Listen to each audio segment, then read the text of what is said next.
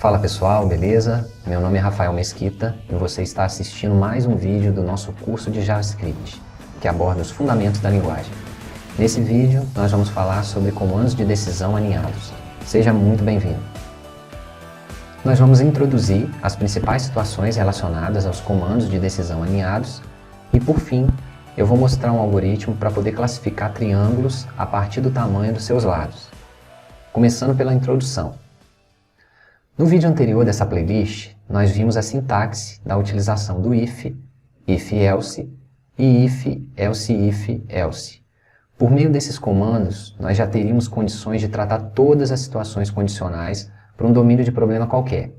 Acontece que, em alguns contextos, fica muito mais fácil trabalhar com comandos alinhados ou encaixados, ou seja, um if dentro de outro if, ou um if dentro de um else, ou mesmo um if dentro de um else if. Agora sim, nós vamos para um exemplo no contexto de classificação de triângulos. A situação é essa: dados três valores x, y e z, verificar se eles podem ser os comprimentos dos lados de um triângulo e, se forem, verificar se o triângulo é equilátero, isósceles ou escaleno. Se eles não formarem um triângulo, escrever uma mensagem. A seguir serão colocadas as propriedades, a propriedade e definições para o desenvolvimento do algoritmo. O comprimento de cada lado do triângulo deve ser menor do que a soma dos comprimentos dos outros dois lados. Essa é a propriedade. E as classificações dos triângulos serão: triângulos equiláteros possuem três lados iguais, triângulos isósceles possuem pelo menos dois lados iguais e triângulos escalenos possuem três lados diferentes. O mais importante aqui vai ser observar a propriedade que diz: o comprimento de cada lado de um triângulo é menor do que a soma dos comprimentos dos outros dois lados. Na prática, isso significa que nós só vamos tentar classificar o triângulo caso seja um triângulo. Então, a gente vai ter um primeiro teste, um teste mais externo, para garantir essa propriedade. E dentro desse teste é que nós vamos implementar as verificações das possíveis classificações dos triângulos. Aqui nós temos a solução para o exercício de classificação dos triângulos. Abaixo, o console mostra uma possível execução para lados que formam um triângulo escaleno, com todos os lados diferentes. Nas linhas 7, 8 e 9, nós estamos recebendo o comprimento dos lados do triângulo. Na linha 12, nós temos o teste da propriedade dos triângulos, destacada no slide anterior. É importante perceber que os testes de classificações de triângulos, na linha 13, 15 e 17, estão internas ao teste da linha 12. Isso significa que só faz sentido classificar um triângulo caso os lados digitados formem um triângulo. O else da linha 21 nega o if da linha 12. Então, caso os lados digitados não formem um triângulo, a mensagem será a mensagem da linha 22. Os lados digitados não formam um triângulo. Agora nós estamos resolvendo o mesmo problema de classificação de triângulos, só que não utilizando alinhamento, ou seja, sem comandos de decisão dentro de outros comandos de decisão. Essa solução ela tem o objetivo, conforme a gente conversou antes, apenas de mostrar que é possível resolver os problemas utilizando somente if, else-if e else, sem alinhamento. Mas analisando com um pouco mais de detalhe essa solução, a gente pode perceber de cara uma desvantagem em relação à solução anterior. É que a propriedade do triângulo, verificando se cada lado é menor do que a soma dos outros dois lados, ela teve que ser testada 3 vezes, uma para cada tipo de classificação de triângulo. Então, é uma repetição de código que deve ser evitada. Dessa forma, a gente pode resumir que sempre que na solução do seu problema for necessário a realização de um teste mais geral no início, para depois testes mais específicos, é uma boa prática trabalhar com comandos de decisão alinhados, conforme a solução anterior que nós mostramos. Nessa prática, nós vamos abordar os conceitos sobre comandos de decisão alinhados.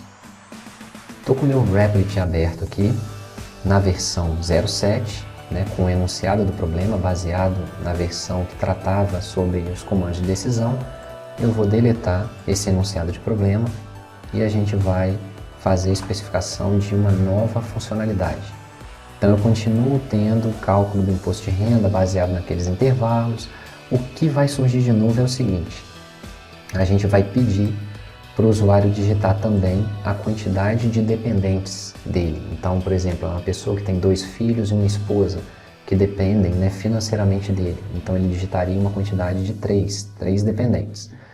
E aí, depois que ele digitar essa quantidade de dependentes, a gente vai calcular a renda familiar per capita. Então a gente vai dividir aquele valor total do salário bruto pela quantidade de pessoas, e caso a renda per capita, a renda para cada membro da família, seja menor do que R$500, a pessoa vai ficar isenta de imposto de renda, independente do valor que ela ganhar. Ou seja, não será calculado dentre as faixas salariais o seu valor do imposto de renda, vai ser zerado. Ok? Então, basicamente, a ideia é o seguinte: o cara ganha um salário, mas ele tem muitos dependentes, muitas pessoas que dependem dele financeiramente. Se esse valor per capita ficar menor do que 500, significa que é um valor pequeno por pessoa da família, e para esse usuário, né, para essa pessoa, a gente não vai cobrar o imposto de renda, não vai ser cobrado o imposto de renda. Vamos voltar aqui agora para o nosso código, na versão que solucionava, né, a especificação anterior, e agora a gente vai fazer as alterações necessárias para tratar essa nova funcionalidade. Uma coisa que de cara a gente vai ter que fazer vai ser a leitura da quantidade de dependentes que esse usuário possui. Então, para isso eu vou criar uma variável dependentes. E aí eu vou fazer a leitura também com o prompt, né, dessa informação, ponto e vírgula aqui no final, e vou pedir para a pessoa digitar. Digite o número de dependentes. Digite o número de dependentes. Vai ser um número, né? Então eu não vou ler isso como string. Eu vou dar um parse, só que eu não preciso colocar parse float, porque o número de pessoas, né, vai ser um valor inteiro. Eu vou dar um parse int e eu vou fazer a conversão desse valor digitado para um número inteiro. Tá, beleza, mas para que eu fiz isso? A gente fez isso justamente para calcular a renda per capita, né, da família. Então eu vou colocar aqui, ó, uma nova variável chamada renda, e aí vou dar um nome assim mesmo, per capita. E como que vai ser calculada essa renda per capita? De acordo com a especificação, né, a renda per capita vai ser o salário bruto dividido pelo número de dependentes que essa pessoa possui.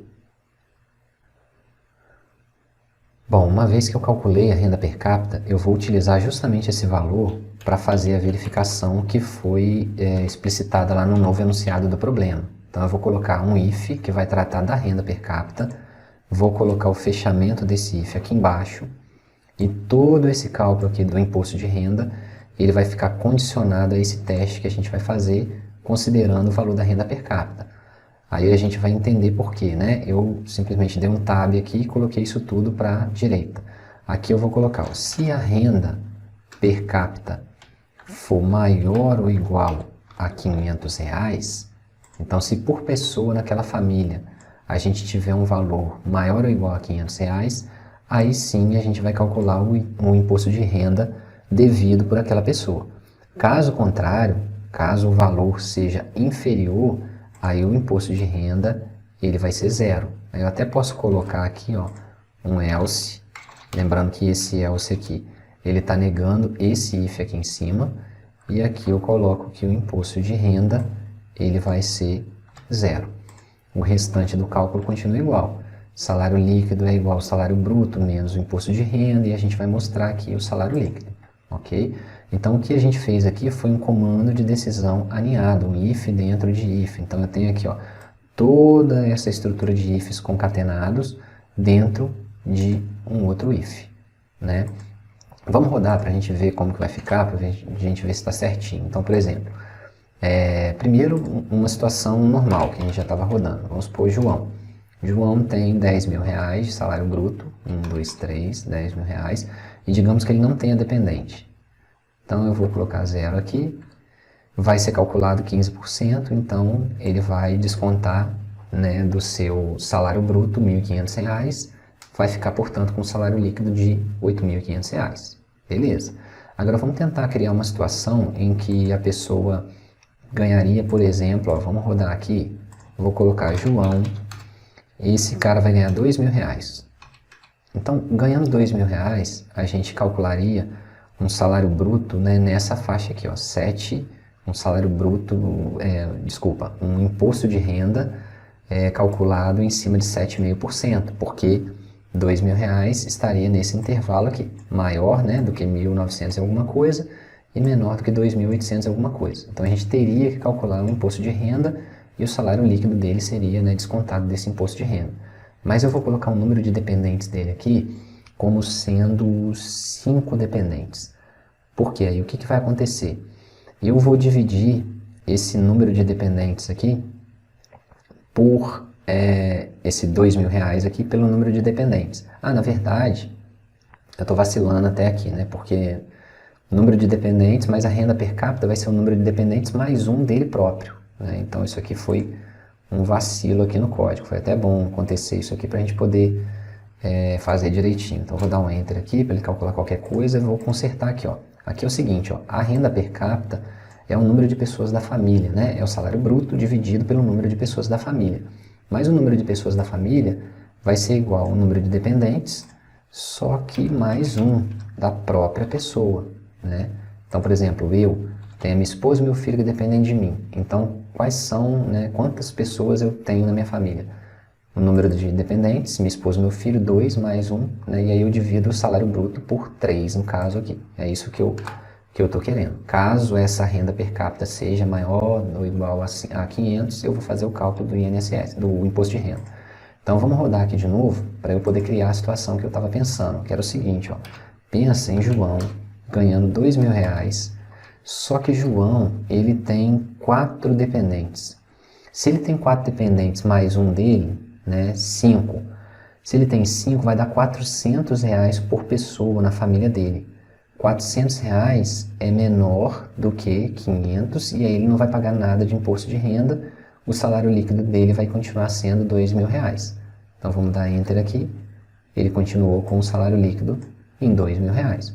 Mas agora vamos colocar que ele tem apenas 3 dependentes. Vamos rodar de novo, vou mandar executar, vou colocar aqui, ó. Agora João, ele ganha R$2.000 também, né? O mesmo João, só que ele tem quanto que eu falei? 3 dependentes. 3 dependentes mais um dele dá 4. 4, né? 2.000 dividido por 4 vai dar justamente 500. Só que se eu ganho 500 per capita, então eu entro nesse primeiro if e aí vou fazer o cálculo e aí ele vai acabar calculando, como é R$2.000, eu vou calcular 7,5% de imposto de renda para uma família nessas condições aqui. Então eu vou rodar. Aí ele calculou 7,5%, então João, nesse caso, com 3 dependentes, mais um dele, vai ficar com um salário líquido de R$1.850. Lembrando isso aqui, ó, que eu tinha vacilado, certo? Ctrl S para a gente poder salvar essa versão, nosso código aqui está pronto, o enunciado do nosso exercício, ele já está contemplando os conceitos de comando de decisão alinhados, vou dar um Ctrl C aqui, nosso controle de versão, eu vou dar um commit com essa mensagem. É isso aí. Aí agora a gente vai ter a nossa lista aqui de commits que já está crescendo, né? A gente tem aqui a nossa primeira versão, operadores, depois a gente trabalha com entrada de dados, comandos de decisão e agora por último, comandos de decisão alinhados. Muito obrigado por assistir o vídeo, eu espero que tenha te ajudado. Qualquer dúvida, por favor, deixe nos comentários. Um abraço e até a próxima.